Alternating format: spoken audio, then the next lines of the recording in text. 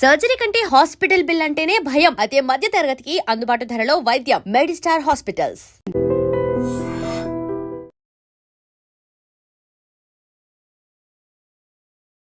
Hi, hello, నమస్తే, welcome back to dream media. ఈ రోజు మనతో ఉన్నారు విశ్వేశ్వర రెడ్డి గారు. ముఖ్యంగా యుఎస్ లో ఉన్న సిచ్యువేషన్స్ గురించి, అక్కడ అప్డేట్స్ గురించి ఒకసారి సార్ అడిగి తెలుసుకుందాం. సార్ అందరికి సుపరిచితులే, సో అక్కడ విషయాలు ఒకసారి తెలుసుకుందాం. నమస్కారం విశ్వేశ్వర రెడ్డి గారు. నమస్కారం సార్. లేటెస్ట్ అమెరికన్ అప్డేట్స్ చూసుకున్నట్లయితే ఫస్ట్ థింగ్, ఎవరైతే డిపెండబుల్ వీసా మీద అక్కడ ఉంటూ ఉంటారో, ఎవరైతే గ్రీన్ కార్డ్స్ మీద వెళ్ళి అక్కడ ఉన్న వాళ్ళు స్పౌస్ అయి ఉండొచ్చు, పేరెంట్స్ అయి ఉండొచ్చు, వాళ్ళు ఎయిర్పోర్ట్స్ లో ఉన్న టైంలో సెలవులకి ఇక్కడ నుంచి వచ్చి అక్కడికి వెళ్తున్న టైంలో అయి ఉండొచ్చు, వాళ్ళ పాస్పోర్ట్స్ చేతికి ఇచ్చేయమని అక్కడ అధికారులు చెప్తున్నట్టు కొన్ని వార్తలు వస్తున్నాయి. Is it true? ఒకవేళ నిజంగా అక్కడ ఇలా ఇమ్మని అడిగినట్లయితే ఎయిర్పోర్ట్ లో ఏం చేయాలంటారు? ఎక్కడ ఎయిర్పోర్ట్ అంటున్నారు? హైదరాబాద్ ఎయిర్పోర్ట్, అమెరికన్ ఎయిర్పోర్ట్ అంటారు? అమెరికన్ ఎయిర్పోర్ట్ లో తిరిగి వెళ్ళినప్పుడు. మళ్ళీ you can rephrase the question.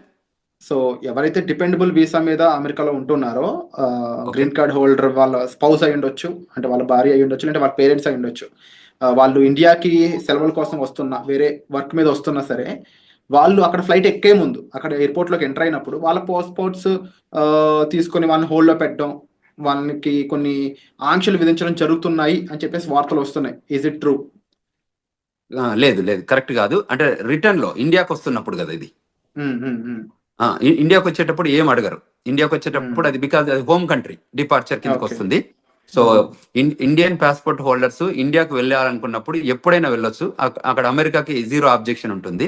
అప్పుడు ఇండియా లోపలికి రావటప్పుడు ఇండియా వెరిఫై చేసుకుంటుంది వీళ్ళకి ప్రాపర్ పాస్పోర్ట్ ఉందా లేదా, వీళ్ళకి ప్రాపర్ ఇండియాకి వచ్చే ఎలిజిబిలిటీ డాక్యుమెంట్స్ ఉన్నాయి. అంటే ఎప్పుడైనా ఇమిగ్రేషన్ లాలో ఎలా ఉంటుందంటే, ఎవరు ఏ కంట్రీకి వెళ్తున్నారో ఆ కంట్రీ డాక్యుమెంట్స్ చూస్తారు తప్ప హోమ్ కంట్రీకి, అంటే where we born, birth place లో ఉన్న మనకి ఏదైతే పాస్పోర్ట్ ఉంటుందో వాళ్ళు ఎప్పుడు కూడా హోమ్ కంట్రీ వెరిఫికేషన్ ఉండదు. ఓకే. ఇన్ కేస్ ఇండియా నుంచి అమెరికా వస్తున్నప్పుడు అమెరికాలో అక్కడ దిగుతారు కదా, అప్పుడు పరిస్థితి ఏంటి? అప్పుడు ఏంటంటే, అప్పుడు అమెరికా అంటే అసలు యాక్చువల్ గా ఇండియాలో హైదరాబాద్ లోనే ఎయిర్పోర్ట్ లో మనం టికెట్ తీసుకునే ముందు ఏం చేస్తుంటారంటే, వాళ్ళు టిపికల్ గా మనకి ఎందుకు వెళ్తున్నారు అడుగుతారు. అంటే నేను వర్క్ చేస్తున్నాను అనుకోండి, వర్క్ వీసా చూపించమంటారు. నేను ఆమె పర్మనెంట్ రెసిడెంట్ అంటే గ్రీన్ కార్డ్ చూపించమంటారు. ఆమె సిటిజన్ అంటే వాళ్ళు యుఎస్ పాస్పోర్ట్ అడుగుతారు. అంటే టిపికల్ గా మనకి బోర్డింగ్ పాస్ ఇచ్చే ముందే ఈ 3 వెరిఫికేషన్ చేసుకుంటారు వాళ్ళు. అంటే whether you are rightfully you are going to that foreign land అని వెరిఫై చేసుకున్నాకే మనకు బోర్డింగ్ పాస్లు ఇస్తారు. Otherwise they don't issue the boarding passes. అంటే ఇక్కడ ఇంకొక విషయం నేను అబ్జర్వ్ చేస్తుంది అంటే, నేను అక్కడ వచ్చిన వార్తలు చదివినప్పుడు కొన్ని వెబ్సైట్స్ లో అవి వాళ్ళ భర్తకి ఎంతకాలంగా వాళ్ళు దూరంగా ఉన్నారు, ఇమీడియట్ గా పెళ్లి అయితే ఎంతకాలం దూరం ఉన్నారు, వాళ్ళ మధ్యలో బాండింగ్ ఎలా ఉంది, ఇవి కూడా చెక్ చేస్తున్నారని, అవి గాసిప్స్ కింద చూడాలి లేదా ఇందులో కూడా నిజంగా? అంటే ఇందులో 2 types of we can look at it. అంటే కేస్ టు కేస్ వ్యారీ అవుతుంది. వాళ్ళ దగ్గర ఏంటంటే, ఎప్పుడైతే పోర్ట్ ఆఫ్ ఎంట్రీలో మన దగ్గర బోర్డింగ్ పాస్ తీసుకున్నాక వాళ్ళకి ఏం చేస్తారంటే, మన ఇమిగ్రేషన్ అయ్యాక మన ఫ్లైట్ అంటే ఏ రూపకంగా వస్తుంది అమెరికాకి అనేది, whether it's coming from Dubai, Qatar, what ever country, London ఎక్కడి నుంచి వస్తుందో, వచ్చే ముందు ఏం చేస్తారంటే, వన్స్ ద పొజిషన్ క్లోజ్డ్ అయిన తర్వాత ఈ డేటా అంతా యుఎస్ పంపిస్తారు. యుఎస్ పంపించాక ఆ డేటా అంతా వాళ్ళకి బ్యాక్గ్రౌండ్ చెక్ ఎఫ్బిఐకి వెళ్ళిపోయి మళ్ళీ వీళ్ళ దగ్గరకు వస్తుంది, ఏది సిబిపి ఆఫీస్కి వస్తుంది. వచ్చిన దగ్గర వెరిఫై చేసుకుంటారు వీళ్ళు ఎక్కడి నుంచి వస్తున్నారు, వీళ్ళ బ్యాక్గ్రౌండ్ ఏంటి, వీళ్ళది ఎనీ ఇష్యూస్ ఉన్నాయా, అంటే ఇమిగ్రేషన్ ఇష్యూస్ ఉన్నాయా. In case if there is an immigration issues, వాళ్ళు ఏం చేస్తారంటే పిలిచి అక్కడ పోర్ట్ ఆఫ్ ఎంట్రీలోనే జనరల్ ఇన్స్పెక్షన్ చేయొచ్చు, రిగరస్ ఇన్స్పెక్షన్ చేయొచ్చు, సెకండరీ ఇన్స్పెక్షన్ చేయొచ్చు. సో ఈ 3 టైప్స్ ఆఫ్ ఇన్స్పెక్షన్ జరుగుతాయి. జనరల్ ఇన్స్పెక్షన్ అంటే వాళ్ళకి తెలిసిపోతుంది, అంటే గ్రీన్, ఎల్లో, రెడ్ ఛానల్ లాగా మనం ఇక్కడ పోర్ట్ ఆఫ్ ఎంట్రీలో ఉంటాయి చూడండి, అట్లా కస్టమ్స్ లలో green, red, yellow channel type. ఇది కూడా టిపికల్ గా ఎలా ఉంటుందంటే, వాళ్ళకి if they have background, very good background ఉంటే లోపలికి స్మూత్ గానే అడుగుతారు, కపుల్ ఆఫ్ క్వశ్చన్స్ అడిగి రాణిస్తారు. లేదు ఇంకా వాళ్ళకి డౌట్ ఉంటే ఒక 10 క్వశ్చన్స్ అడుగుతారు. ఇంకా బాగా డౌట్ ఉంటే ఏం చేస్తారంటే, వాళ్ళ ఫోల్డర్, ప్యాకెట్, పాస్పోర్ట్ అన్ని తీసుకొని సెకండరీ ఇన్స్పెక్షన్ అని ఒక పక్క రూమ్ తీసుకెళ్తారు. అక్కడ తీసుకెళ్లి ఒక 4-5 అవర్స్ కూర్చోబెడతారు.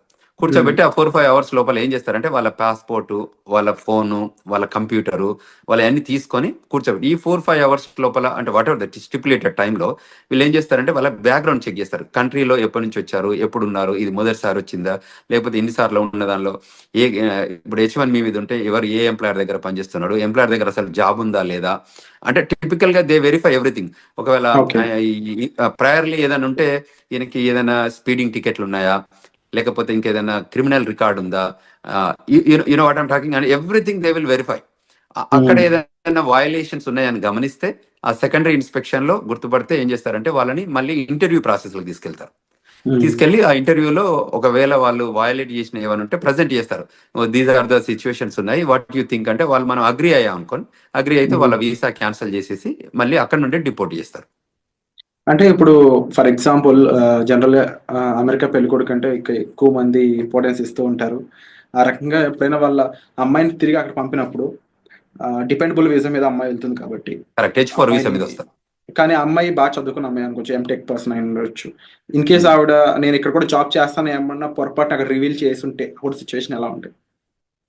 ఆ పాసిబిలిటీ, అదే ఆ ఇంటర్వ్యూయింగ్ ప్రాసెస్ అని ఇంతకుముందు చెప్పాను కదా. So Hmm. యూజువల్ గా మనం ఏం చేస్తామో H4 మీద ఉంటే తక్కువ క్వశ్చన్స్ అడుగుతారు, ఎందుకంటే they are not primary. In case వాళ్ళకి బాగా డౌట్ వస్తే వాళ్ళు అడగొచ్చు, అడిగితే ఆ పొటెన్షియల్ థింకింగ్ ఉంటే అప్పుడు ఆలోచిస్తారు. కానీ మెజారిటీ 98% పెద్ద ఇష్యూస్ ఏమి ఉండవు దానికి. ఎందుకంటే H1 వాళ్ళని బాగా వెరిఫై చేస్తారు, గ్రిల్ చేస్తారు, make sure that they have a job or not అని వెరిఫై చేసుకుంటారు. అంటే H1 వాళ్ళు ఎలాంటి జాగ్రత్తలు తీసుకోవాలంటారు అక్కడ ఇంటర్వ్యూ కానీ అక్కడ క్వశ్చన్ చేసినప్పుడు? తప్పకుండా వాళ్ళు H1B హోల్డర్ అసలు ఫస్ట్ ఆఫ్ ఆల్ మేము ఇండియాకి వెళ్ళొద్దనే సజెషన్ చేస్తున్నాం ఈ టైంలో పర్టికులర్ గా. ఇన్ కేసు వాళ్ళు ఇండియాకి వెళ్ళాల్సి వచ్చి ఎమర్జెన్సీ సిచ్యువేషన్ వెళ్ళాల్సి వస్తే వచ్చే ముందు మీరు ఏదైతే ఎంప్లాయర్ దగ్గర పని చేయబోతున్నారో ఆ ఎంప్లాయర్ దగ్గర నుంచి ఒక క్లయింట్ లెటర్ కానీ, మీ ఎంప్లాయ్మెంట్ లెటర్ కానీ, మోస్ట్ రీసెంట్ పే స్టెప్స్ కానీ, లాస్ట్ W2s కానివ్వండి, ఇవి మీరు ఒక ఫోల్డర్ లో పెట్టుకోండి. వాళ్ళు వచ్చి అడిగినప్పుడు మీరు క్లియర్ గా చూపించేటట్టు, అంటే పాస్ట్ 2-3 ఏళ్ల నుంచి ఆ కంపెనీతో పనిచేసి ఉంటే వాళ్ళ కంపెనీ W2s కానివ్వండి, మోస్ట్ రీసెంట్ గా మనం ఇయర్ లో పే స్టబ్స్ ఉంటాయి, ఎవ్రీ మంత్ కానీ 15 days కానీ పే స్టబ్స్ ఉంటాయి, అవి హోల్డ్ చేయడం కానీ, తర్వాత ట్యాక్స్ రిటర్న్స్ కానీ ఏవైతే ఉంటాయో అది కూడా, తర్వాత ఏదైతే క్లయింట్ లొకేషన్ లో పనిచేస్తున్నారో వాళ్ళ బ్యాడ్జ్ ఉంటుంది, ఆ కంపెనీ బ్యాడ్జ్ ఉంటుంది కదా, ఆ బ్యాడ్జింగ్ కూడా పెట్టుకొని ఉంటే జాగ్రత్తలు ఉంటే వాళ్ళు ఏ క్వశ్చన్స్ అడిగినా మనం 1 by 1 మనం ప్రజెంట్ చేయగలిగితే ఏమవుతుంది అంటే వాళ్ళకి కూడా కాన్ఫిడెన్స్ వస్తుంది. దిస్ గైజ్ వర్క్ ప్లేస్ లో ఉంది, ఈయనకి పర్మనెంట్ ఎంప్లాయ్మెంట్ ఉంది అక్కడ, సో అంచేత మనం ఆయనని వెల్కమ్ చెప్పాలి అన్నట్టు ఉంటుంది. వాళ్ళు వెరిఫై చేసుకొని అవన్నీ వ్యాలిడిటీ ఉంటే తప్పకుండా వాళ్ళు వెల్కమ్ చెప్తారు, అండ్ విత్ గుడ్ మూమెంట్స్ తో వెల్కమ్ చెప్తారు.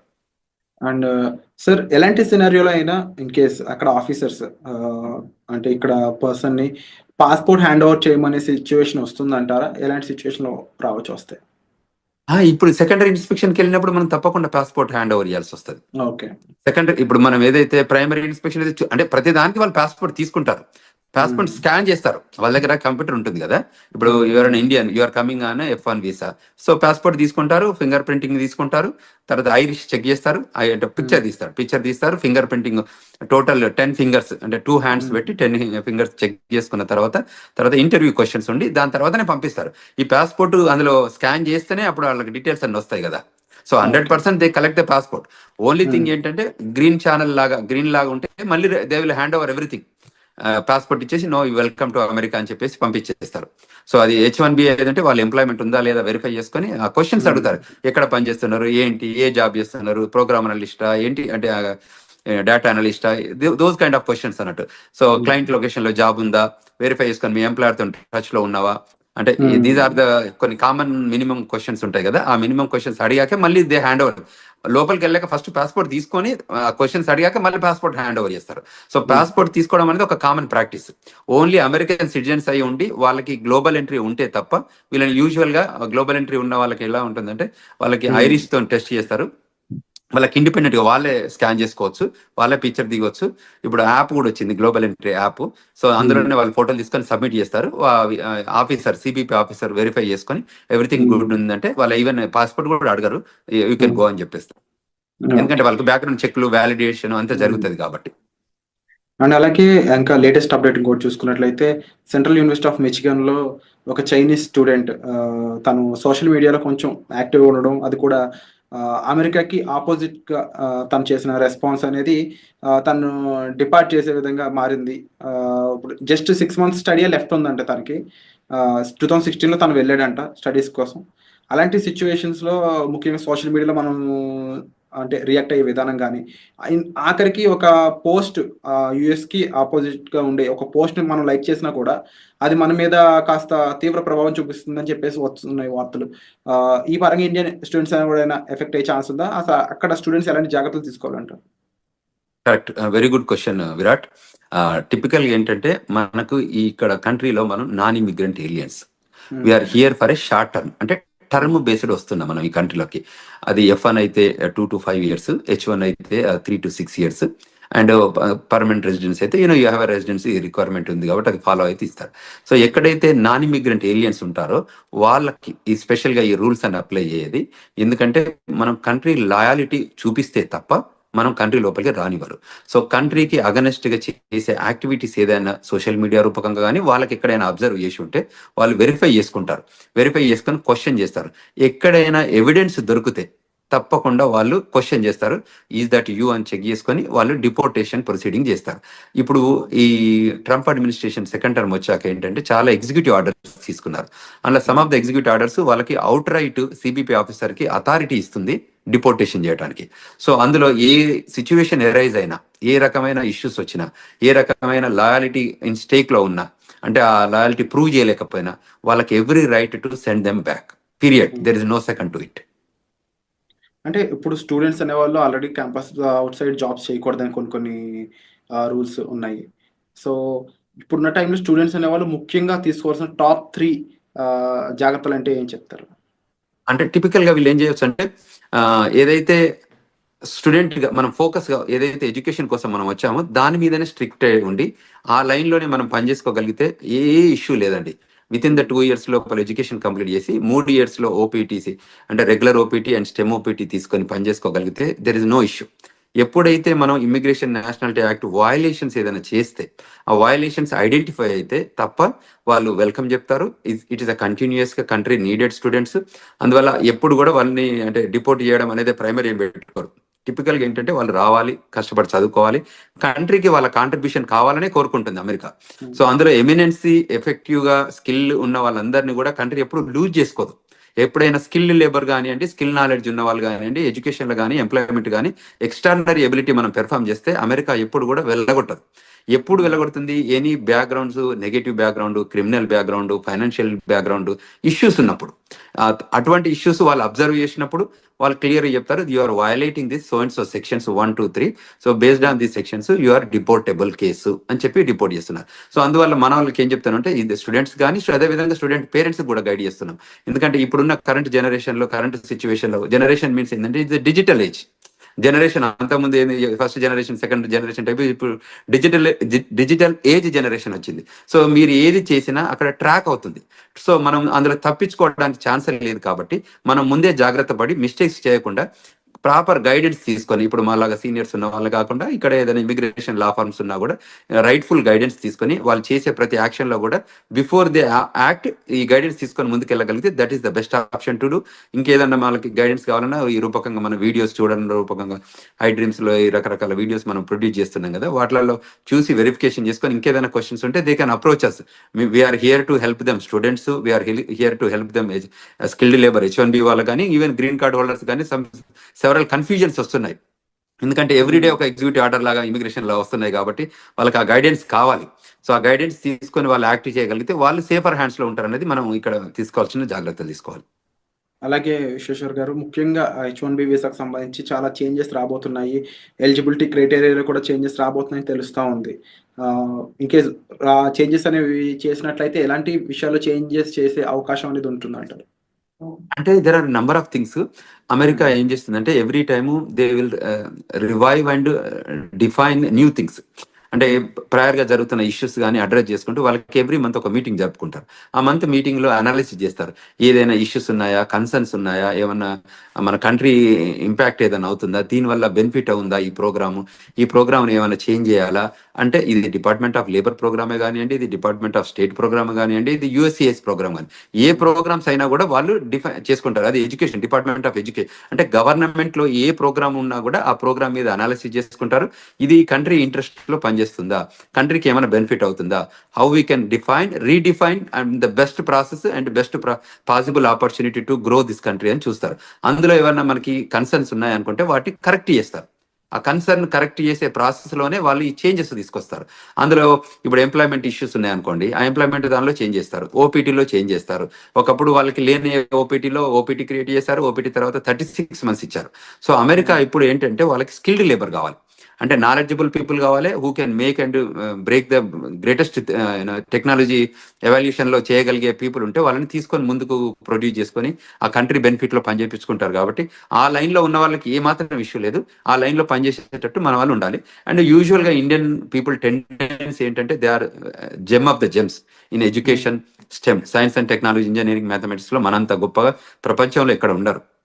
సో ఆ స్కిల్ ని మనం ప్రాపర్ గా ఎగ్జిబిట్ చేయగలిగితే, ఆఫీసర్ ముందు కానివ్వండి, ఇంటర్వ్యూవర్ ముందు కానివ్వండి, గవర్నమెంట్ ముందు కానీ చేయగలిగితే మనకు ఇట్స్ రెడ్ కార్పెట్ వెల్కమ్ ఉంటుంది. అది గుర్తించితే మనం తప్పకుండా ముందుకు ఎదగడానికి ఆస్కారం ఉంటుంది. Wonderful sir. And episode close చేసే ముందు ఒక మాట స్టూడెంట్స్ కానీ లేకపోతే అక్కడ ఎంప్లాయీస్ కానీ డిపెండబుల్ వీసా మీద ఉన్న వాళ్ళకి ఓవరాల్గా వీరందరికీ మీరు చెప్పే మాట ఏంటి? ఏదైనా ఇప్పుడున్న కొత్త ట్రెండ్స్ మనకి ఎవ్రీ టైం జరుగుతున్నాయి కాబట్టి ఏంటంటే న్యూ ఎగ్జిక్యూటివ్ ఆర్డర్స్ వస్తున్నాయి కాబట్టి, ఇప్పటికే వచ్చినాయి కాకుండా ఫ్యూచర్ కూడా రాబోతున్నాయి కాబట్టి, సో మీరు వెల్ ఇన్ఫార్మ్డ్గా ఉండాలి, అందరితో కనెక్ట్ ఉండాలి. సో మనకు తెలిసిందే కరెక్ట్ అని అనుకోవద్దు. సో తప్పకుండా you take good guidance from non profit organizations కానీ మమ్మల్ని అప్రోచ్ అయితే మేము వీఆర్ దేర్. మేము చెప్తున్నాం గ్లోబల్ తెలంగాణ ద్వారా కూడా వాళ్ళకి ఈమెయిల్ రూపకంగా కానీ ఫోన్ రూపకంగా కానీ మేము ఫోన్ నెంబర్స్ కూడా ఇచ్చాము. సో అమెరికాలో ఉన్నాం కాబట్టి అదేవిధంగా మనకి ఏదైనా law firm, immigration law firm guidance కానివ్వండి, సజెషన్స్ కానివ్వండి తీసుకోవాలి. ఇవాళ మేము yesterday organize global Telangana association ద్వారా ఒక సెమినార్ ఆర్గనైజ్ చేశాము, వెబినార్ ఆర్గనైజ్ చేశాము. బ్రహ్మాండంగా ఒక 1000 మంది జాయిన్ అయ్యారు. 1000 మంది స్టూడెంట్స్ రూపకంగా ఇమిగ్రేషన్ రిక్వైర్మెంట్ ఏమున్నా కూడా ఇప్పుడు కరెంట్ లో జరుగుతున్న ఇమిగ్రేషన్ ట్రెండ్స్ పైన ఏవేవైతే ఇష్యూస్ ఉన్నాయో వాటిపైన మేము ఆర్గనైజ్డ్ విత్ సీనియర్ ఇమిగ్రేషన్ అటార్నీతోని కాన్ఫరెన్స్ కాల్ ఆర్గనైజ్ చేస్తే there are number of peoples join అయ్యారు. వాళ్ళ క్వశ్చన్స్ ఒక 2.5 గంటల కాన్ఫరెన్స్ కాల్ జరిగింది. అంటే అంతసేపు క్వశ్చన్స్ అడిగారు వాళ్ళంతా. So it is very informable. అట్లా ముందుకు వచ్చి తెలుసుకోగలిగితే that is the greatest thing. So మేము అదే చెప్తున్నాం. అది F1 కానివ్వండి, H1 కానివ్వండి, గ్రీన్ కార్డ్ హోల్డర్స్ కానివ్వండి, ఈవెన్ సిటిజన్స్ కానివ్వండి, ఈ కంట్రీ రిక్వైర్మెంట్స్ ఏమున్నాయి, ఇప్పుడు సిటిజన్షిప్ అయినా కూడా గ్రీన్ కార్డ్ అయినా కూడా మనము ఈ AR11 అప్డేట్ చేస్తున్నామా, మనం F1 H1 వాళ్ళు కూడా AR11 అంటే స్టేటస్ మనకి అడ్రస్ అప్డేట్ చేస్తున్నామా, లేకపోతే రిజిస్ట్రేషన్ రిక్వైర్మెంట్స్ అప్డేట్ చేస్తున్నామా. మనం ఈ కంట్రీలోకి వచ్చాం కాబట్టి మనం ఈ కంట్రీ నామ్స్ అంటే లా ఆఫ్ ద ల్యాండ్ ఎలా ఇమిగ్రేషన్స్ ఉన్నాయో, ఇమిగ్రేషన్ నేషనల్ యాక్ట్ రూల్స్ ఏది ఉన్నాయో మనకు తెలిస్తే ఫాలో అయిదాం, తెలియకపోతే తెలుసుకొని ఫాలో అయిదాం. Bottom line we need to follow the rules. So if you follow the rules there is no issue. This country is the best country to live and this the best country to welcoming. And the country people కూడా చాలా బాగుంటారు. మనం కూడా grow కావడానికి opportunity ఉంటుంది. మన పిల్లలకు కూడా చాలా కంఫర్టబుల్గా సెటిల్ అవుతారు. సో అక్కడ ఉన్న చదువుకున్న స్టూడెంట్స్ అయి ఉండొచ్చు, వర్క్ చేసే వాళ్ళు అయి ఉండొచ్చు, ఎవరు కూడా ఇన్సెక్యూరిటీస్ ఏం పెట్టుకోకుండా ప్రాపర్గా ప్రొఫెషనల్స్ని కలిసి మీ డౌట్స్ అనేవి సాల్వ్ చేసుకోగలిగినట్లయితే మీరు ఒక సేఫ్ అండ్ సెక్యూర్ లైఫ్ అక్కడ లీవ్ చేయొచ్చండి. దాంతోపాటుగా అంతగా మిమ్మల్ని ఇబ్బంది పెట్టే విషయం అయితే మాత్రం తప్పకుండా ఇమీడియట్లీ మీరు ఒక ప్రొఫెషనల్ కానీ ఎంబసీ సైడ్ పీపుల్ కానీ లేకపోతే అక్కడ లా ఫీమ్ సంబంధించిన పర్సన్స్ అయి ఉండొచ్చు, లేకపోతే మన విశ్వేశ్వరరావు గారు లాంటి ప్రొఫెషనల్స్ మీరు కలిసినట్లయితే కాస్త జాగ్రత్తలతో పాటుగా మీకు కాస్త గైడెన్స్ ఇచ్చే ఛాన్సెస్ అనేవి దొరుకుతాయి. సో తప్పకుండా మీరు తీసుకునే ఇనిషియేషన్స్ అనేవి చాలా గ్రేట్ విశ్వేశ్వర్ గారు. తప్పకుండా మీరు కండక్ట్ చేసే వెబినార్స్ అయి ఉండొచ్చు, లేకపోతే ఇలా ఇంటర్వ్యూస్ రూపంలో అయి ఉండొచ్చు, చాలా ఇన్ఫర్మేషన్ని చాలా మందికి అందిస్తూ ఉన్నారు. So we're thankful and thank you so much for great information. మరిన్ని అప్డేట్స్ పై త్వరలోనే మరొక ఇంటర్వ్యూతో మీ ముందుకు వస్తాం. Thank you so much.